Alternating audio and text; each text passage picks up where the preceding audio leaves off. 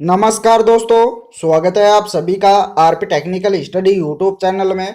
तो दोस्तों, आज की इस वीडियो में अपन बात करने वाले हैं इलेक्ट्रिशियन थ्योरी का एमसीक्यूज का ऑनलाइन टेस्ट, जो कि बहुत इंपॉर्टेंट होगा सभी एग्जामों के लिए। तो वीडियो को ज़्यादा से ज़्यादा शेयर कर दीजिए और लाइक भी कर दीजिए। तो चलिए वीडियो को शुरू करते हैं।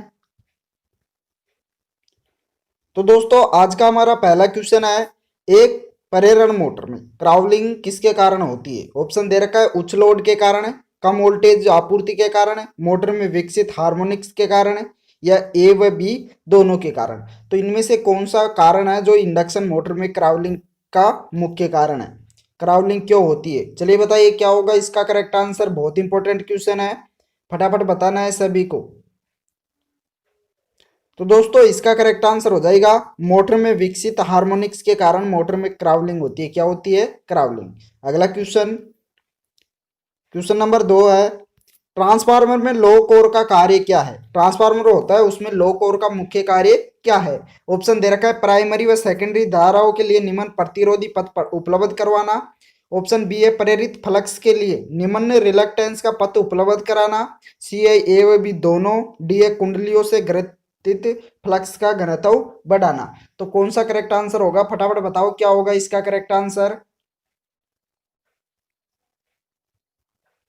तो दोस्तों, इसका करेक्ट आंसर हो जाएगा, कुंडलियों से ग्रंथित फ्लक्स का घनत्व बढ़ाना। अगला क्वेश्चन, अगला क्वेश्चन दे रखा है, निम्न में से किस भार का शक्ति गुणांक इकाई होगा। इनमें से किस भार का अर्थात किस लोड का पावर फैक्टर इकाई होगा। ट्यूबलाइट का, आर्क लैंप का, प्रेरण मोटर का, या तंतु लैंप का। तो किसका शक्ति गुणांक इकाई होगा। राइट आंसर होगा तंतु लैंप का। किसका होगा इकाई? तंतु लैंप का। करेक्ट आंसर हो जाएगा डी। अगला क्वेश्चन, अगला क्वेश्चन दे रखा है, ट्रांसफार्मर में लीकेज फ्लक्स निर्भर करता है। लीकेज फ्लक्स किस पर निर्भर करता है ट्रांसफार्मर में।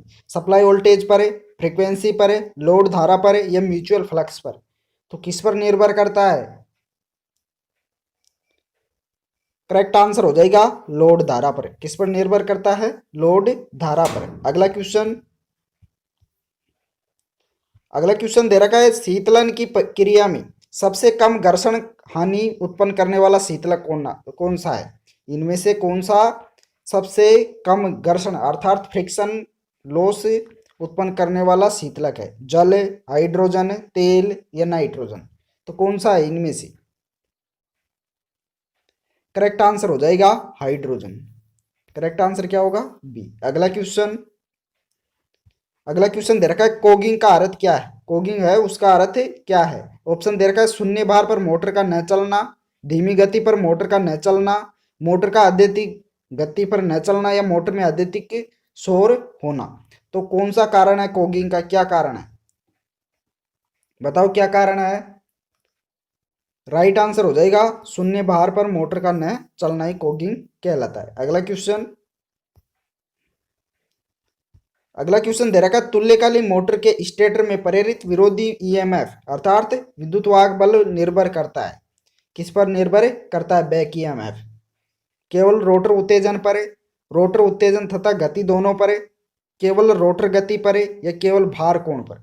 तो किस पर निर्भर करता है? करेक्ट आंसर क्या होगा? तो दोस्तों, इसका करेक्ट आंसर हो जाएगा केवल रोटर उत्तेजन पर। किस पर निर्भर करता है? केवल रोटर उत्तेजन पर। अगला क्वेश्चन, अगला क्वेश्चन दे रखा है, वह संरक्षी युक्ति जो निर्धारित धारा मान के 1.5 गुना मान पर 4 घंटे बाद तक भी परिपथ को नहीं खोलेगी, वह क्या कहलाई। एचआरसी फ्यूज, कार्ट्रिज फ्यूज, परिपथ वियोजक, या पुनः तार स्थापन फ्यूज। तो कौन सा करेक्ट होगा? तो दोस्तों, इसका करेक्ट आंसर हो जाएगा परिपथ वियोजक अर्थात सर्किट ब्रेकर।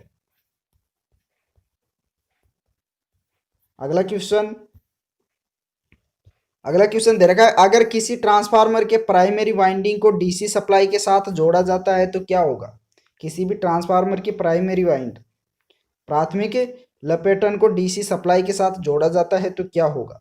ट्रांसफार्मर कम क्षमता के साथ काम करेगा, ट्रांसफार्मर अधिक क्षमता के साथ काम करेगा, या ट्रांसफार्मर ऑपरेशन पर असर नहीं पड़ेगा, या ट्रांसफार्मर से धुआं निकलने लगेगा और जलने लगेगा। तो कौन सा करेक्ट आंसर होगा? बहुत इंपॉर्टेंट क्वेश्चन है। तो दोस्तों इसका करेक्ट आंसर हो जाएगा ट्रांसफार्मर से धुआं निकलने लगेगा और जलने लगेगा, अर्थात ट्रांसफार्मर जल जाएगा डीसी सप्लाई देने पर, क्योंकि ट्रांसफार्मर केवल एसी पर काम करता है। अगला क्वेश्चन दे रखा, निम्नलिखित में से कौन सी युक्ति स्विच की भांति कार्य करती? कौन सी युक्ति इनमें से स्विच की भांति कार्य नहीं कर सकती? क्वेश्चन क्या पूछ रहा है? नहीं कर सकती। निम्नलिखित में से कौन सी युक्ति स्विच की भांति कार्य नहीं कर सकती? डायोड, ट्रांजिस्टर, ट्रांसफार्मर या आईसी? तो कौन सी स्विच की भांति कार्य नहीं कर सकती? तो इसका राइट आंसर हो जाएगा ट्रांसफार्मर। करेक्ट आंसर क्या होगा? सी। अगला क्वेश्चन दे रखा, प्रत्यावर्तक द्वारा उत्पन्न विद्युत शक्ति की तरंग आकृति होती है वर्गाकार, त्रिभुजाकार, ज्यातरंग, पल्सेटिंग डीसी? तो अल्टरनेटर द्वारा उत्पन्न विद्युत शक्ति की तरंग कैसी होती है? राइट आंसर हो जाएगा ज्यातरंग। करेक्ट आंसर क्या होगा? सी। अगला क्वेश्चन दे रखा, सीरीज रेगुलेटर में लाइन धारा स्थिर रहती है। सीरीज रेगुलेटर में लाइन धारा स्थिर रहती है स्थिर इनपुट वोल्टता के लिए, स्थिर लोड धारा और स्थिर इनपुट वोल्टता के लिए, स्थिर लोड धारा के लिए, स्थिर लोड प्रतिरोध के लिए। तो किसके लिए लाइन धारा स्थिर रहती है सीरीज रेगुलेटर में? राइट आंसर हो जाएगा स्थिर इनपुट वोल्टता के लिए। करेक्ट आंसर होगा ऑप्शन ए। अगला क्वेश्चन दे रखा है, श्रेणी वोल्टेज नियामक परिपथ में जीनर डायोड प्रयोग करने का उद्देश्य क्या है? निवेश वोल्टेज को नियमित करना, श्रेणी पास ट्रांजिस्टर की बेस बाइस को नियमित करना, भार धारा को सीधे ही नियमित करना, या एमीटर धारा को नियमित करना? तो कौन सा करेक्ट होगा?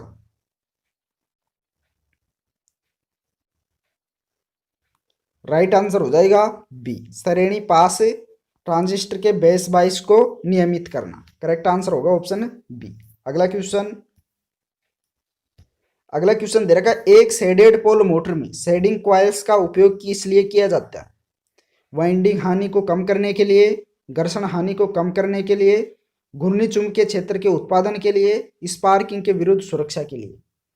तो शेडिंग कॉइल्स का उपयोग क्यों किया जाता है शेडेड पोल मोटर में? राइट आंसर होगा घूर्णी चुंबकीय क्षेत्र उत्पादन करने के लिए। करेक्ट आंसर होगा ऑप्शन सी। अगला क्वेश्चन है, आईजीबीटी की धारा वहन क्षमता होती है कितनी होती है? 100 मिली एम्पियर से 1 एम्पियर, 1 एम्पियर से 10 एम्पियर, 10 एम्पियर से 50 एम्पियर, या 100 एम्पियर से 100 एम्पियर? तो कितनी होती है आईजीबीटी की धारा वहन क्षमता? इसकी फुल फॉर्म की बात करें तो इसका फुल फॉर्म होता है इंसुलेटेड गेट बाइपोलर ट्रांजिस्टर। क्या होता है? Insulated gate bipolar transistor. तो इसकी धारा वहन क्षमता कितनी होती है? दोस्तों इसका राइट आंसर हो जाएगा 10 एम्पियर से 50 एम्पियर। इसकी धारा वहन क्षमता कितनी होती है? 10 एम्पियर से 50 एम्पियर। अगला क्वेश्चन दे रखा है, किसी फ्लोरोसेंट ट्यूब के लैंप में स्ट्रोबोस्कोपिक प्रभाव को रोका जा सकता है? किसके द्वारा रोका जा सकता है लैंप में स्ट्रोबोस्कोपिक प्रभाव को? 40 वाट की सीरीज में चौक के साथ, 20 वाट के लैंपों के द्वारा, 2 ट्यूबलाइटों को लेग लीड सर्किट के रूप में समानांतर जोड़कर, या उच्च वैल्यू रेंज के कैपेसिटर को जोड़कर, या थर्मल प्रकार के स्टार्टर का प्रयोग करके? तो कैसे जोड़ा जा सकता है, कैसे रोका जा सकता है? फटाफट बताओ क्या होगा इसका करेक्ट आंसर। दोस्तों इसका राइट आंसर हो जाएगा 2 ट्यूबलाइटों को लेग लीड सर्किट के रूप में समानांतर जोड़कर स्ट्रोबोस्कोपिक प्रभाव को रोका जा सकता है। करेक्ट आंसर होगा ऑप्शन बी। अगला क्वेश्चन दे रखा है, यदि रोटर से स्टेटर स्लॉट के कुछ अनुपात के साथ एक इंडक्शन मोटर सामान्य गति के 1/7 पर चलता है तो इस घटना को क्या कहा जाएगा? इस घटना को क्या नाम दिया जाएगा, क्या कहा जाएगा? हमिंग, हंटिंग, कॉगिंग या क्राउलिंग? तो क्या कहा जाएगा? इसका राइट आंसर हो जाएगा क्राउलिंग। क्या कहा जाएगा? क्राउलिंग। करेक्ट आंसर होगा डी। अगला क्वेश्चन क्वेश्चन है, निम्न में से कौन सा जनरेटर सबसे कम वोल्टेज रेगुलेट करता है? शंट, श्रेणी, कंपाउंड या ओवर कंपाउंड? तो कौन सा जनरेटर सबसे कम वोल्टेज रेगुलेट करेगा? राइट आंसर हो जाएगा बी, श्रेणी, सीरीज जनरेटर। अगला क्वेश्चन दे रखा है, ट्रांसफार्मर जब वह प्राइमरी रूप में इनर जॉइंट किया जाए तब कभी भी सेकेंडरी ओपन सर्किट नहीं होना चाहिए। किस transformer? Power transformer, voltage transformer, distribution transformer या करंट ट्रांसफार्मर? तो कौन सा करेक्ट होगा? तो दोस्तों इसका राइट आंसर हो जाएगा करंट ट्रांसफार्मर। राइट आंसर होगा डी। अगला क्वेश्चन दे रखा है, अधिक क्षमता के डीसी मोटर के शून्य भार पर हानियां ज्ञात करने हेतु सबसे प्रभावी विधि है? कौन सी विधि है? हॉपकिंसन परीक्षण, ब्लॉक्ड रोटर परीक्षण, स्विनबर्न परीक्षण या वार्ड लियोनार्ड परीक्षण? तो कौन सा परीक्षण होगा? राइट आंसर हो जाएगा स्विनबर्न परीक्षण। करेक्ट आंसर होगा सी। अगला क्वेश्चन दे रखा है, हॉपकिंसन परीक्षण है पूर्ण भार पर किया जाता है, शून्य भार पर किया जाता है, निम्न भार पर किया जाता है या इनमें से कोई नहीं? तो दोस्तों इसका करेक्ट आंसर क्या होगा, फटाफट बताइए। तो फुल लोड पर किया जाने वाला परीक्षण ही क्या कहलाता है? हॉपकिंसन परीक्षण। करेक्ट आंसर होगा ऑप्शन ए। अगला क्वेश्चन दे रखा है, पुनर्जनन अर्थात रिजनरेशन परीक्षण है स्विनबर्न परीक्षण, ब्रेक परीक्षण, हॉपकिंसन परीक्षण या उपरोक्त सभी? तो रीजनरेशन क्या है? रीजनरेशन टेस्ट क्या है? बहुत इंपॉर्टेंट क्वेश्चन है। तो इसका करेक्ट आंसर हो जाएगा ब्रेक परीक्षण। राइट आंसर होगा बी। अगला क्वेश्चन दे रखा है, मोटर में विद्युत धारा किस प्रकार का प्रभाव उत्पन्न करती है? केवल ऊष्मीय प्रभाव, केवल चुंबकीय प्रभाव, ए व बी दोनों या ऊष्मीय व रासायनिक प्रभाव? तो मोटर में विद्युत धारा किस प्रकार का प्रभाव उत्पन्न करती है? राइट आंसर हो जाएगा ए व बी दोनों ही प्रकार, अर्थात ऊष्मीय व चुंबकीय दोनों ही प्रकार। करेक्ट आंसर होगा सी। अगला क्वेश्चन दे रखा है, स्विनबर्न टेस्ट पर प्रयुक्त नहीं किया जा सकता है? श्रेणी motor, shunt motor, compound motor या कोई नहीं? तो कौन सा स्विनबर्न टेस्ट पर प्रयुक्त नहीं किया जा सकता है? राइट आंसर हो जाएगा श्रेणी मोटर। करेक्ट आंसर क्या होगा? ये।